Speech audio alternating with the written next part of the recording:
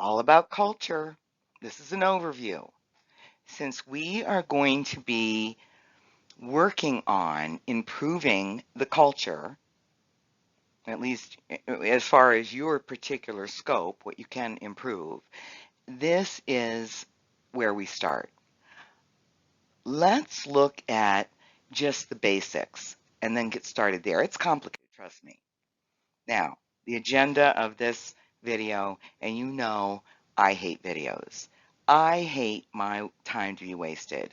So I do it this way so that when we meet, we're going to focus on your issue.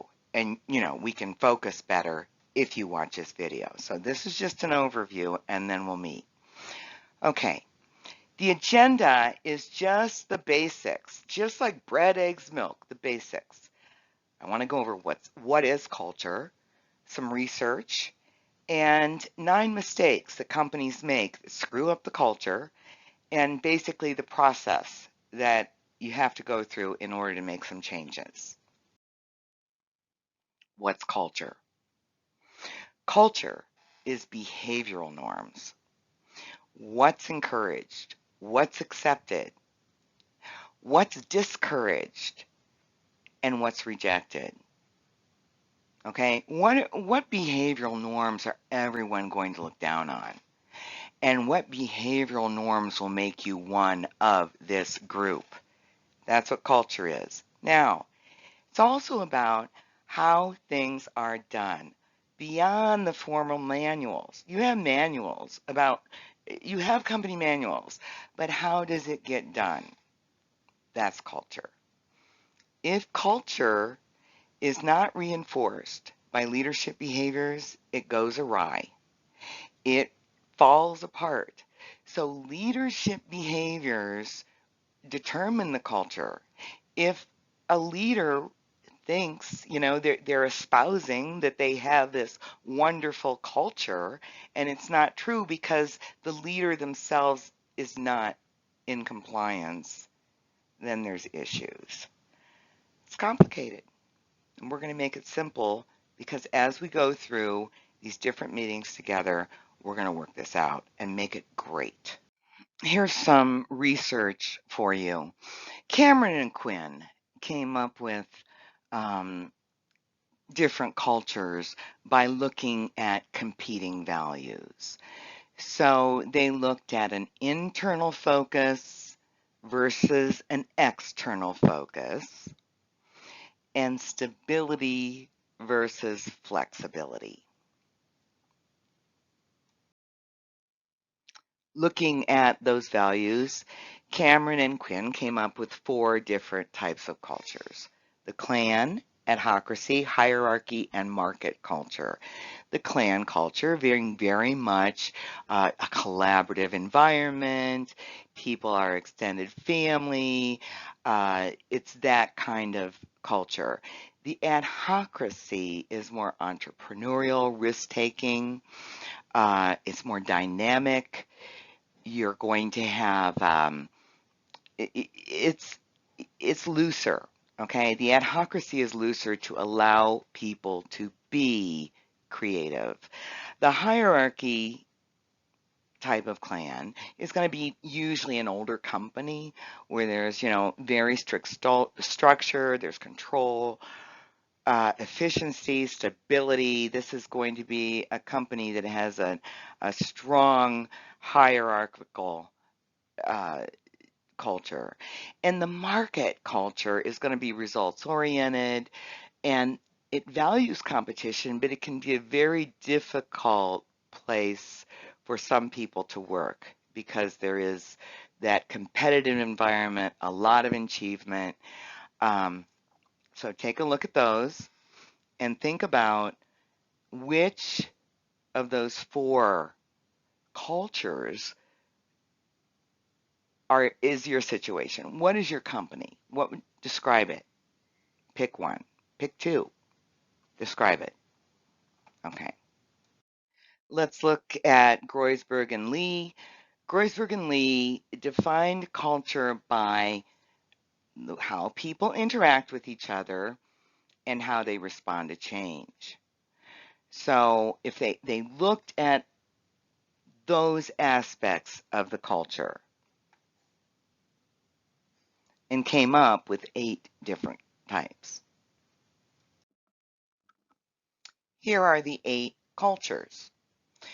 The results culture, of course, is characterized by achievement and winning.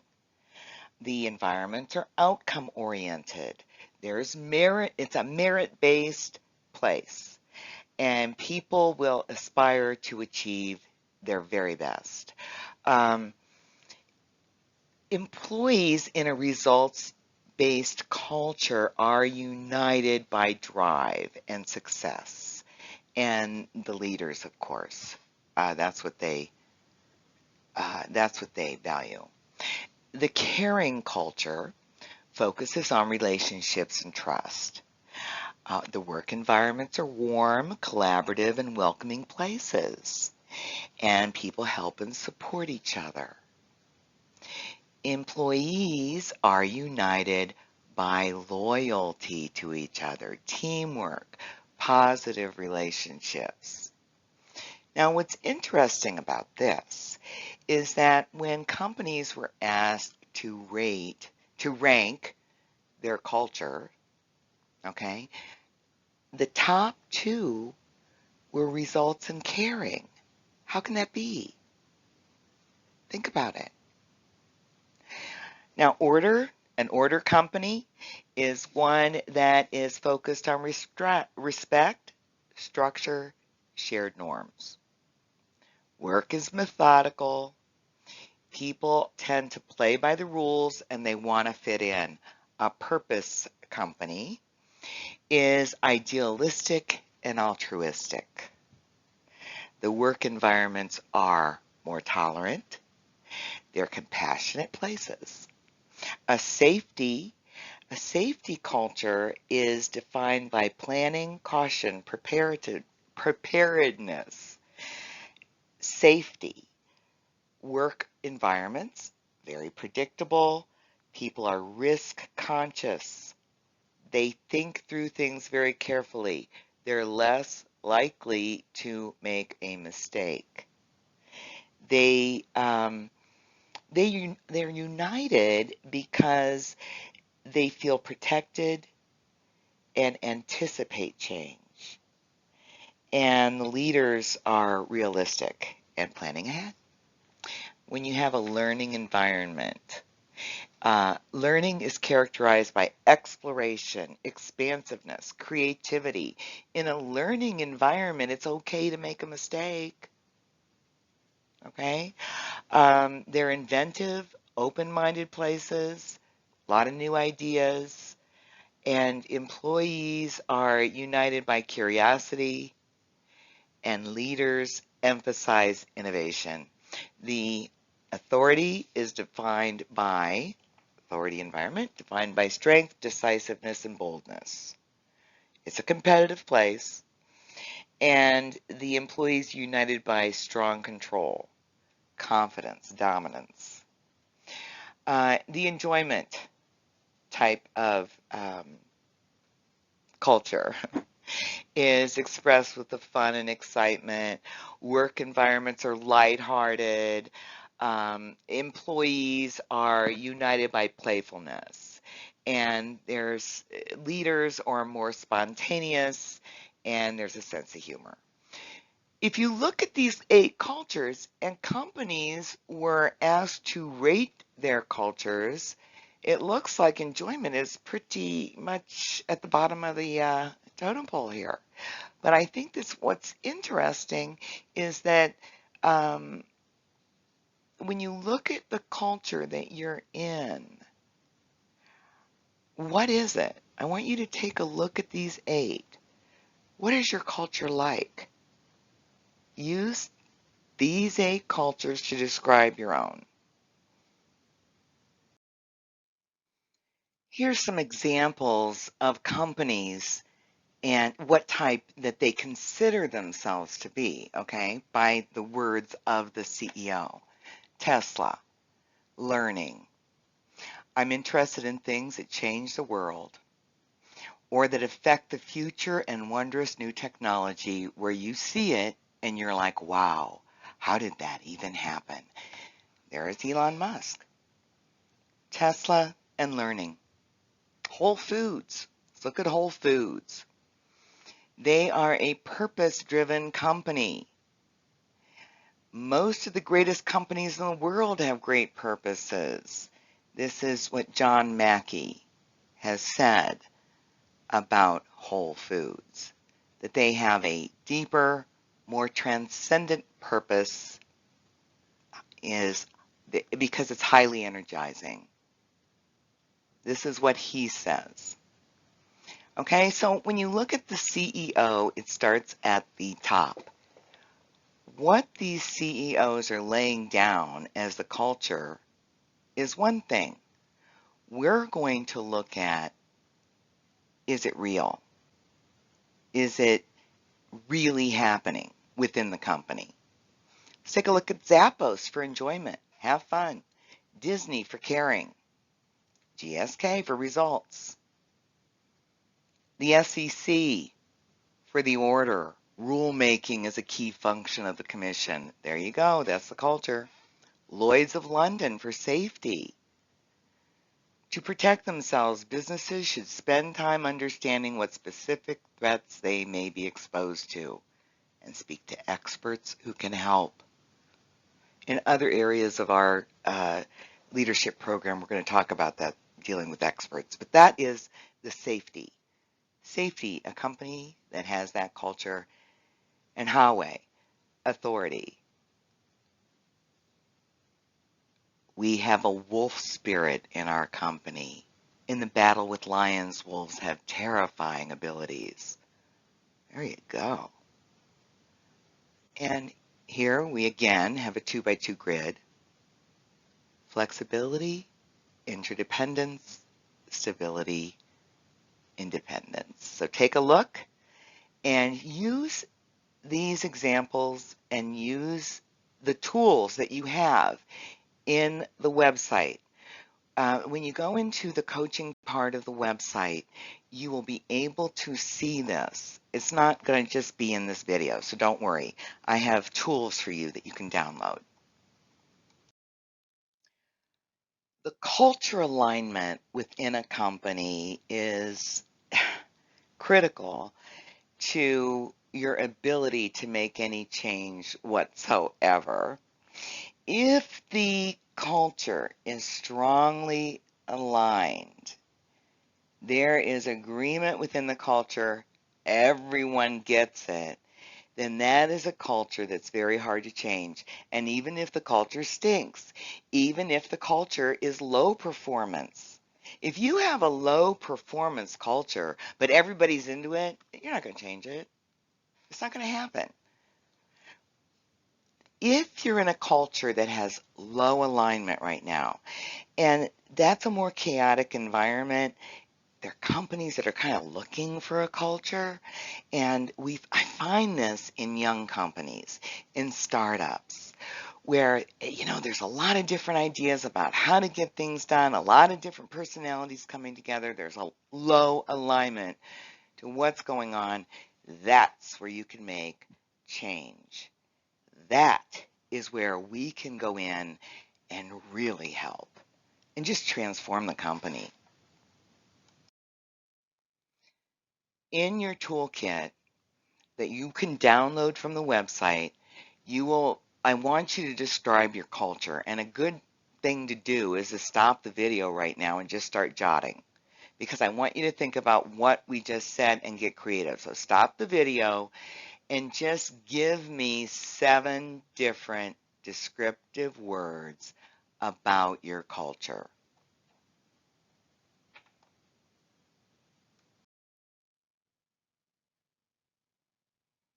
Are you back? Okay. Is your culture working? You made the list. You described your culture. Is it working for you? Is it high performance? Is everyone engaged? Here's a good metaphor for you.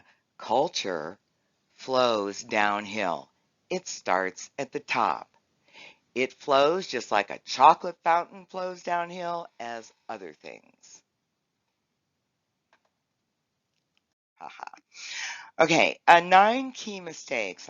Let's take a look at this, and as we're going through these slides, jot down your thoughts about your company. 9 key mistakes that companies make that causes the culture to go awry. First of all, coming out with fanfare, a big culture rollout. We're all going to change everything right now. And, you've got the parade going. That is it's not going to work. When you have that kind of fanfare, uh, there's little follow through after that, because what can you follow that up with? Fireworks? And that's just what may happen. So a big rollout, that's a big mistake. Culture is quiet, and culture needs to be worked. First of all, it needs to go a step at a time. Okay, so don't come out with fan. When employees are expected to go first in the culture, then there's confusion. The employees are scared. They don't know what to do. It's always leadership goes first. When you're creating a culture, it's leadership goes first. Now, when leaders get involved, and this is where this can go awry, they don't want to go first. They just want to just have it done. Just create this great culture, but don't go first. Leaders must go first. You put employees first, it's not going to work. If you're importing a culture, your culture has to be your own, and it has to be decided and worked on, and it's in baby steps. If you're going to import a culture by passing out books, that's not going to work. Companies do that. The ping pong table in the break room is not culture.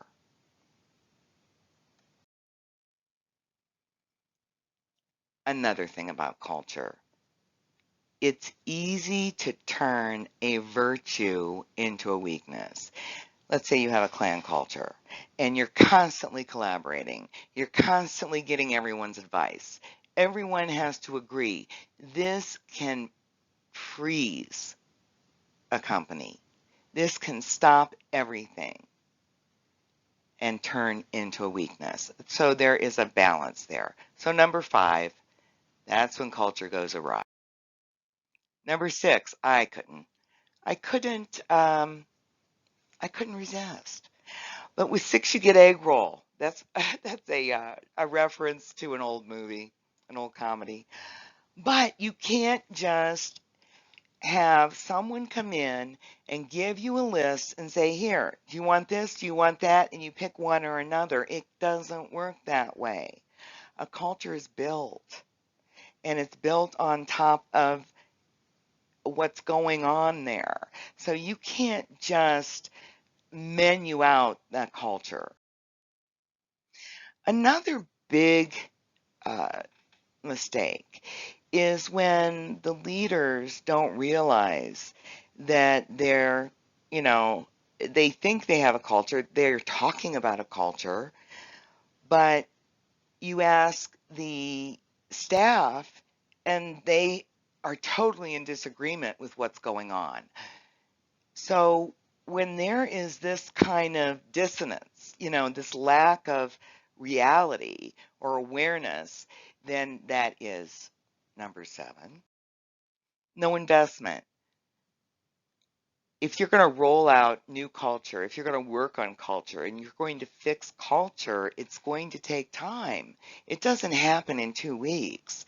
It's going to take a year. And it takes resources, and time is a resource. So working on culture with your company will take time. Now, the time is spread out. Again, it's baby steps. So you have to make that investment. Also, what kind of resources other resources? You may have to hire people. You may have to have someone come in and consult and create new processes for you. You must have an investment in this. So number 8, companies don't put the investment in it. It's all talk, no action. And here, this is the big one, lack of follow-up. You come out with this wonderful vision of the culture, and everyone agrees, but then there's no follow-up. There's no metrics. There's no way to measure. So you drop the ball. Lack of follow-up is a killer for your culture. I want you to look at that list, those 9 things, and ask yourself, what mistakes have been made at your company? What has gone wrong? Make a list. We're going to talk about it. And also, in the website, you will have this in your toolkit. So that don't worry about it if you're really busy right now, and later you'll download it from the toolkit. And this is the process that we're going to go through. I'm going to go through this pretty quickly because it's complicated and we take it a step at a time. So the process that we need to do is, first of all, I want you to define the culture you want. We'll use adjectives to define the culture and also the behaviors, the habits, and performance metrics. If we can't measure it, then who knows if it's happening. Leaders go first. You, as the leader, set the tone. You're the example. You will be mimicked. And that's good. Leaders go first. We will model the culture. Again, this is in future sessions. We're not going to do it this session, but to get started, the process will be we will model the culture. And that's where we decide what will you stop tolerating? What will you measure? It's important. What kind of investment do you have to make? Again, in the future, this is what we will do. And you will have downloads. We will work on this. But what do you need to do? Do you need to hire?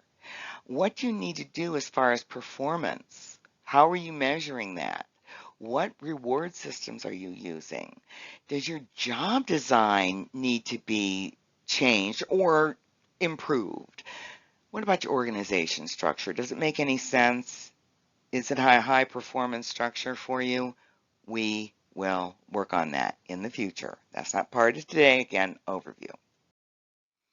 Then we'll come up with an action plan. And that plan is going to include individual and group meetings. You must be able to define the culture, speak with individuals who are key players, who are responsible leaders, set clear expectations, provide feedback, and listen. And you'll also track your progress, and you're going to decide how often you'll meet. This is all part of the future. Okay, now for today, before we talk, the first thing we're going to do is complete the culture tool, download it on the website, and I want to talk about what does your culture look like now and how do you want it to change? Where is it good and how do you want to change it? I want to look at where it's working first. Okay, so before we talk, download the toolkit and start working on that. And we will go over this in our session.